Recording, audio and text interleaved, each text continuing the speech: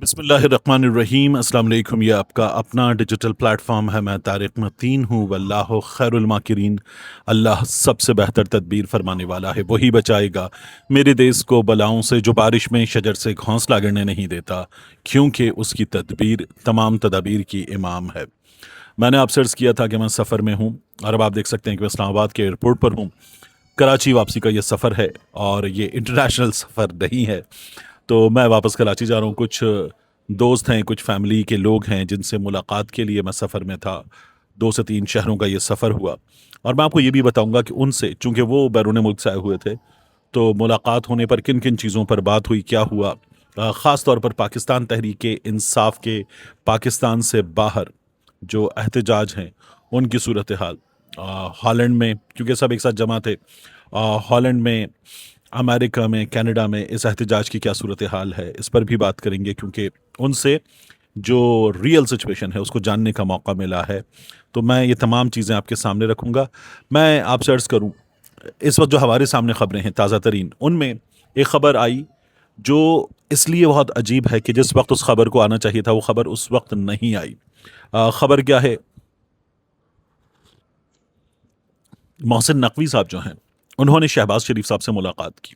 उस बयान के बाद, उस तकरीर के बाद, कि जिसके बाद हंगामा सा खड़ा हो गया, हुकूमत जा रही है, सिस्टम कोलैप्स हो रहा है, नए सूबे बन रहे हैं, 6 महीने हैं, फाइलें तैयार हैं, नहीं फाइलें तैयार नहीं हैं, लेकिन नए सूबे बनेंगे, 28वीं तरमीम आएगी, ये तो होना ही है, अनफिनिश्ड एजेंडा कंप्लीट होगा, वगैरह।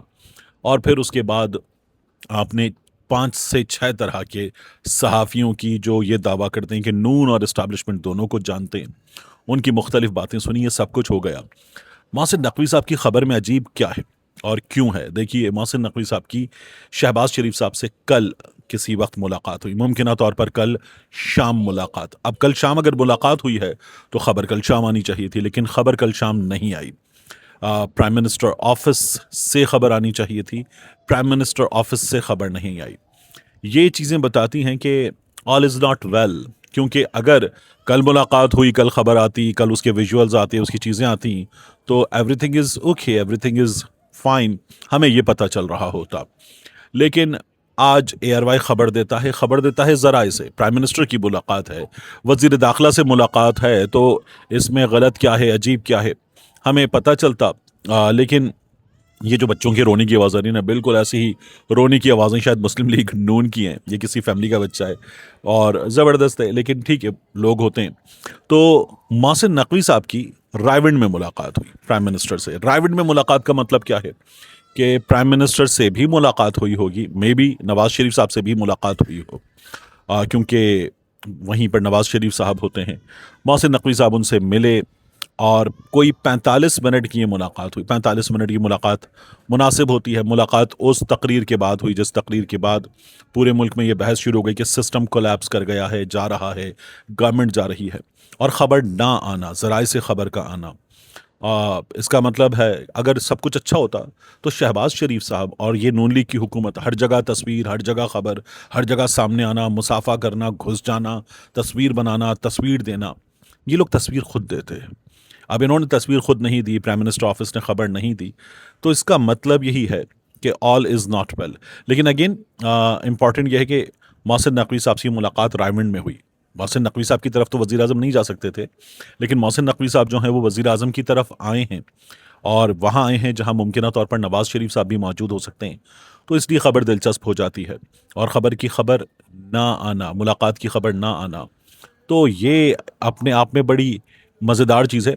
देखते हैं कि इसमें से क्या निकलता है। नून लीग बयान उस खबर का भी नहीं दे सकी जिसमें नवाज शरीफ, शहबाज शरीफ, मरियम औरंगज़ेब और इसहाक डार। नून लीग ने तस्दीक कर दी कि बैठक हुई है, जो बैठक में हुआ है वो सामने आएगा, लेकिन सामने नहीं आया। और फिर एक ताकतवर शख्सियत ने मंसूर अली खान को बताया कि बयान आ जाएगा, उस बयान को इवेलुएट करेंगे। मेरा तो ख्याल है क्यों इवेलुएट करेंगे, लेकिन बहरहाल अब इसकी खबर भी नहीं आई और ज़राए से आई है, इसलिए अजीब है। उसके बाद हमारे यहाँ दूसरी चीज़ क्या हुई? दूसरी चीज़ ये है कि मैं आपको ये पढ़कर बताता हूँ। आज जंग में आप देख सकते हैं कि आज के जंग में ये हमारे सामने लीड है, और इस लीड में क्या हुआ है? अंसार अब्बासी साहब की खबर है, और वो कहते हैं कि लीगी रहनुमा नकवी का बयान नज़रअंदाज करें, हुकूमत और इदारों में इत्तेहाद तरजीह, नवाज की हिदायत, ये हमें पता चल रहा है। और फिर उसमें ये कि सब कुछ बिल्कुल ठीक है, एतमाद है, अस्करी क़यादत में हुकूमत में एतमाद है, अंसार अब्बासी साहब ने खबर दी है। और ये आज जंग की शह सुर्खी है। तो इसका मतलब है कि अंसार अब्बासी साहब ने जो ट्वीट किया था वो ट्वीट इसका कर्टन रेजर था, खबर भी सामने आ गई। नून लीग ये इंप्रेशन दे रही है कि सब ठीक है और कुछ ख़राब नहीं है, तो फिर खबरें क्यों दबा रहे हैं, बयान क्यों नहीं दे रहे, मिले थे बैठे थे क्या बात की थी वो क्यों नहीं आ रहा, खबरें ज़राए से क्यों आ रही हैं। नून लीग सोशल मीडिया पर अपने ट्विटर हैंडल पे बताए, मरियम औरंगज़ेब बताएं, शहबाज शरीफ बताएं, बताएं कि हम बैठे थे, हमने क्या डिस्कस किया। तो चीज़ें सामने नहीं आ रही, खुलकर सामने नहीं आ रहे, बात नहीं कर पा रहे। तो ये बहुत इंपॉर्टेंट है। दूसरा, इस हुकूमत की हालत क्या है। अल जज़ीरा ने जब आज़ाद कश्मीर के इंतखाब के बारे में ख़बर दी, और अल जज़ीरा हमारे यहाँ, मैंने आपसे पहले भी कहा था, सबसे ज़्यादा क्रेडिबल समझा जाता है इंटरनेशनल मीडिया में। स्काई, सीएनएन, फॉक्स, इन बड़े बड़े चैनल्स में बैनुल अक़वामी जो पाकिस्तान में देखे जाते हैं, इनमें सबसे ज़्यादा क्रेडिबल है अल जज़ीरा, क्योंकि फ़लस्तीनियों के लिए आवाज़ अल जज़ीरा, ईरान के लिए आवाज़ अल जज़ीरा, अमेरिका के मज़ालिम की दास्तान अल जज़ीरा, इसराइल के मज़ालिम की दास्तान अल जज़ीरा। तो फिर अल जज़ीरा की ख़बर को हम येलो जर्नलिज़म कहें। उसके बाद अगला काम ये हुआ है कि आज अल जज़ीरा की वेबसाइट पाकिस्तान में रिस्ट्रिक्ट कर दी गई है। कितना हैरान कुन है ये कि अल जज़ीरा की वेबसाइट पाकिस्तान में रिस्ट्रिक्ट कर दी गई है। मैंने कोशिश की उसको अपने सेल फ़ोन पर खोलने की, नहीं खुली। जब मैंने उसको खोला वाईफाई पे तो खुल गई। तो ये हमारे यहाँ बहुत अजीब हुआ है कि हमने अल जज़ीरा को ब्लॉक किया है। वो काम जो शायद करता है इसराइल, वो काम जो शायद अमेरिका करेगा, वो हमने कर दिया है। तो एक मेरे लिए ये भी अजीब है और अफसोसनाक है।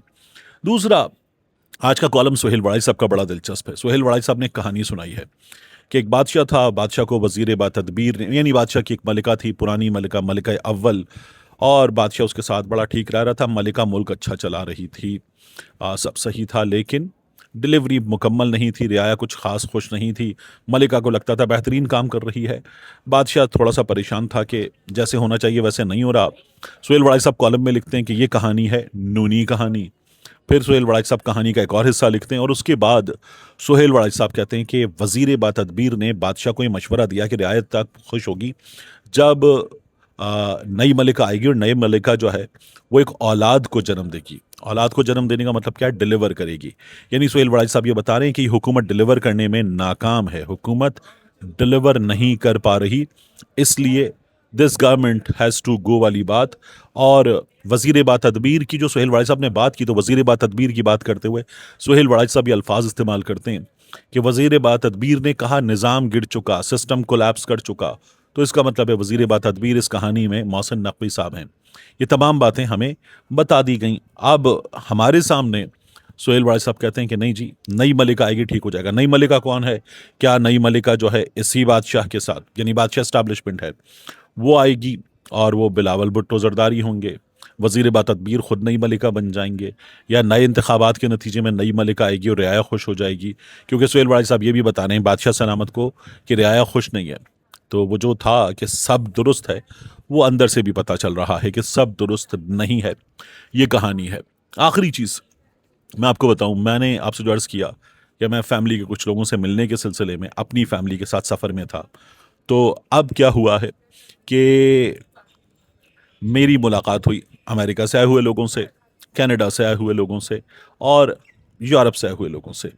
तो जब उनसे बात हुई कि पिछले कुछ अरसे में पाकिस्तान में जो रहने वाले हैं वो ये देखते थे कि बैरून मुल्क बड़े ज़बरदस्त, ओवरसीज़ बड़े ज़बरदस्त एहतजाज होते थे पाकिस्तान तहरीक इंसाफ के हामियों के, अब नहीं हो रहे। क्यों नहीं हो रहे? उसकी रीज़न बड़ी दिलचस्प है। मैंने सबसे पूछा, उन्होंने कहा दो चीज़ें हुई हैं।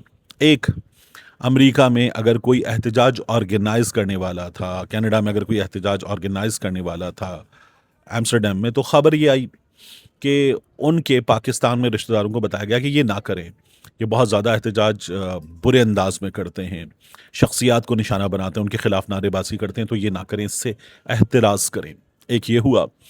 दूसरा काम क्या हुआ? दूसरा काम ये हुआ कि जो पाकिस्तान ने भारत को शिकस्त दी गुज़श्ता बरस मई में, उसके बाद चेंज आया, ये उन लोगों का ख्याल है। तो इसलिए उनका ख्याल है कि ये सूरत हाल बदली है और जो एहतजाज है वो एहतजाज दम तोड़ा है बड़ी हद तक। और अब उस तरह का एहतजाज अमेरिका में, यूरोप में, कनाडा में देखने में नहीं आ रहा जैसा पहले आ रहा था। यूके में अभी भी उसकी शिद्दत बरकरार है। यूके में हमने हालिया दिनों में कश्मीरियों को एहतजाज बहुत भरपूर अंदाज में करते हुए देखा। और यूके में अभी भी हम पाकिस्तान तहरीक इंसाफ के बहुत भरपूर एहतजाज देखते हैं। सबसे भरपूर एहतजाज दो जगह होते थे, एक अमेरिका में, एक यूके में। कुछ जगहों पर चीज़ें उनकी शिद्दत कम हुई है। और अब हमारे सामने मार्का है 5 अगस्त का। मैंने इस्लामाबाद में देखा हुकूमत 5 अगस्त की जो कश्मीर का मामला है, मकबूजा कश्मीर का, उसके हवाले से तैयारी कर रही है। पूरा इस्लामाबाद फ्लैक्सेस से, बैनर से भरा गया है और वहाँ पर पैगामात हैं। दूसरी जानिब ऑपोजिशन है। ऑपोजिशन जो है वो अपनी तैयारी कर रही है और ऑपोजिशन 5 अगस्त के भरपूर एहतजाज के लिए, बड़े जलसे के लिए भी और शहर शहर एहतजाज के लिए भी तैयार है। देखते हैं कि कौन अपना रंग जमा पाता है। मिलते हैं इंशाल्लाह आपसे अगली वीडियो में।